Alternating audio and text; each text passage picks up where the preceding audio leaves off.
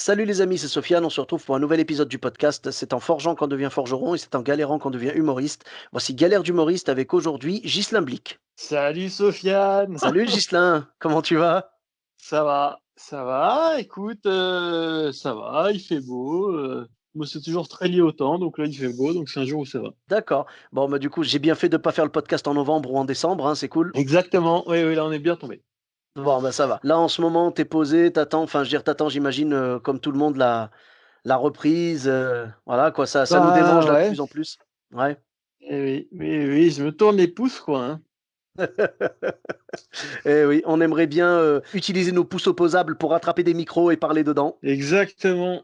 Tu m'as envoyé dans le message que tu m'as envoyé, tu m'as dit, j'imagine que tu as assez peu de temps libre. Et je me suis dit, c'est sympa que tu m'envoies ça, que tu m'aides à me mentir à moi-même, quoi. Parce que j'ai énormément de temps libre, j'en ai beaucoup trop. Ben écoute, je mets toujours ça par précaution parce que je me dis, en vrai, même quand on a du temps libre, en vrai, on se trouve toujours une occupation. Si jamais la personne, elle passe sa journée sur Netflix, elle a pas beaucoup de temps libre non plus, tu vois.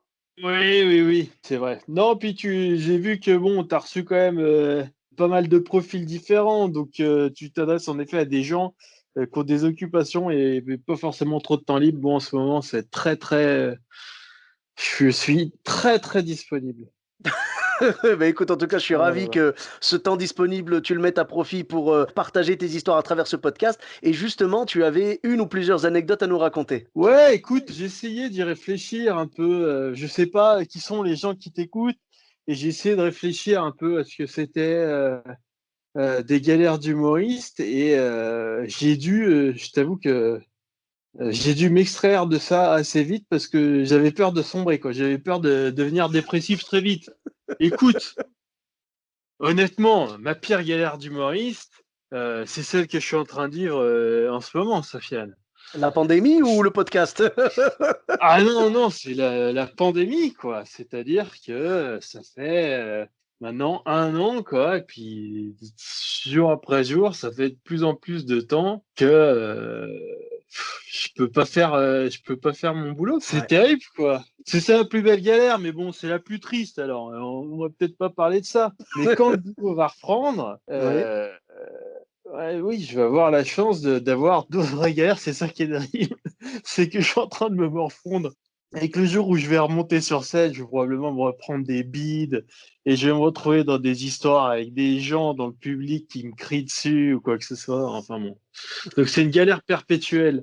Écoute, moi je peux te raconter mon pire bide parce que c'est toujours un plaisir. Ok, raconter ses bides. Je sais pas pour les autres, mais pour moi ça me fait toujours, ça me remet les pieds sur terre un petit peu, quoi. Mhm. Mon pire bide, je sais plus en quelle année c'était, mais je devais peut-être avoir déjà 2, 3 ans de stand-up dans les pattes. Et les comiques, ils aiment bien souvent raconter leur vie, mais souvent ils aiment bien raconter leur vie, tu sais, où c'est pas de leur faute, où tu as toujours quelqu'un dans le public qui va pas, ou c'est l'organisation qui avait fait une connerie où il n'y a plus d'électricité. Moi, le bide qui m'a fait le plus mal, alors je mets de côté toutes les chichas. Ça compte pas, ça compte pas. Exactement. Non, non. Le bide qui m'a le plus détruit l'âme, c'était j'allais jouer. C'était vers la Villette, quoi. C'était un plateau qui s'appelait le Cocorico. On arrive, donc ça faisait quand même déjà quelques années que je faisais du stand-up, donc j'avais quand même un petit peu d'expérience. On arrive, le présentateur monte sur scène, on entend les gens du public hurler, ambiance ultra chaude, vraiment une ambiance de finale de Coupe du Monde en 98 au troisième but. Vraiment, le public Ah ouais. hyper chaud, ok? Donc là, on se Mhm. regarde tous et on se dit, ok, bon, bah, c'est cadeau pour tout le monde, quoi. Ce soir, tout le monde est un génie de l'humour, quoi. Donc le présentateur, il fait son... Oh là là, c'est terrible. Donc le présentateur, il fait sa chauffe, mais bon, il a même pas besoin de faire sa chauffe, parce que de chaque phrase qu'il dit, tout le monde est vraiment trop chaud, quoi. Le public est trop chaud.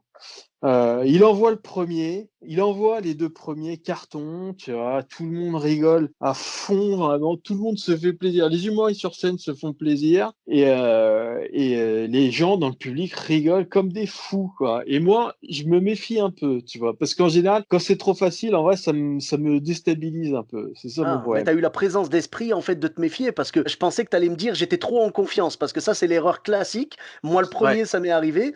Quand tu sens que ça va être trop facile, public, t'es trop en confiance et du coup, tu vends moins bien ton sketch et là, tu bides. Oui, oui, exactement. Moi, ça me l'a fait beaucoup.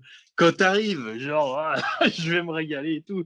Oui, oui, c'est là que tu te fais éclater, quoi. Et donc, c'est pour ça que moi, je suis souvent méfiant quand ça se passe bien.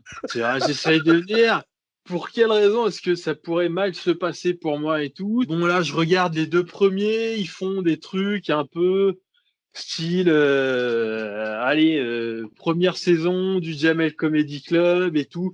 Enfin, des styles un peu à eux. Et je me dis, ça se trouve, c'est le style du public et c'est ça qui kiffe. Mais moi, je suis quand même bien différent de ça et je peux me ramasser et tout, quoi.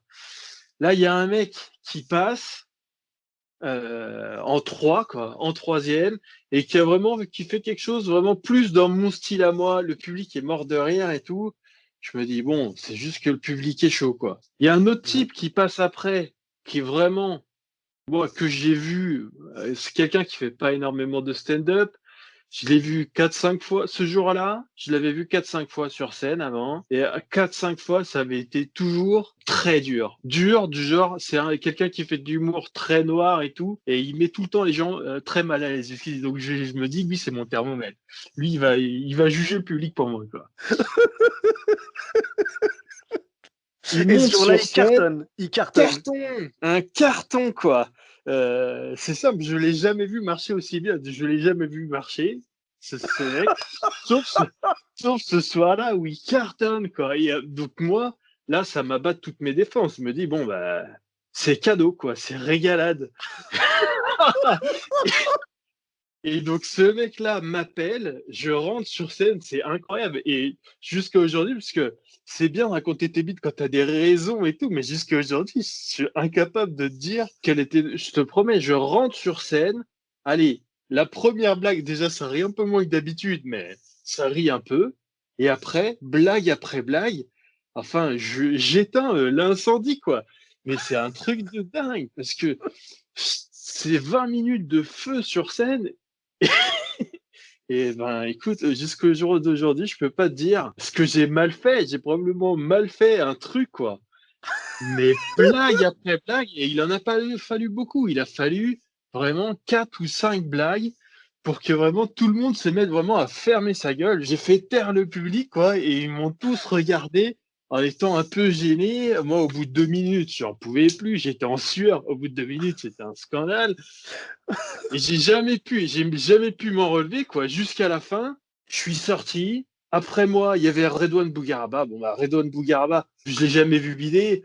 Et là, en plus, donc, il est arrivé et il a tout éclaté derrière moi. Ah Et donc, ouais. c'est vraiment, rentre chez toi en me disant qu'il y avait une soirée qui était vraiment exceptionnelle, peut-être la plus belle soirée de Paris, sauf vraiment les 5 minutes où c'est toi qui tenais le volant, quoi. Oh là là là là là là là là. Ah. Je compatis vraiment et c'est dommage parce que, tu sais, si tu veux, là, toutes les conditions étaient faites pour que tu comprennes pas ce qui s'est passé parce que ça a cartonné pour tout le monde. A Après des fois, le public peut être chaud pour le premier parce qu'ils l'attendent ou je sais pas, des fois ils savent qui c'est qui va monter sur scène, voilà. Ouais. Après le deuxième, ça cartonne aussi, bon bah, normalement ça va, allez, coup de bol. Troisième aussi, c'est bien et tout machin. Même le mec qui cartonne jamais, cartonne. Donc là, vraiment, je comprends que t'aies pris la confiance, tu vois. Le petit bémol à la fin, c'est que justement, il y avait quelqu'un derrière toi.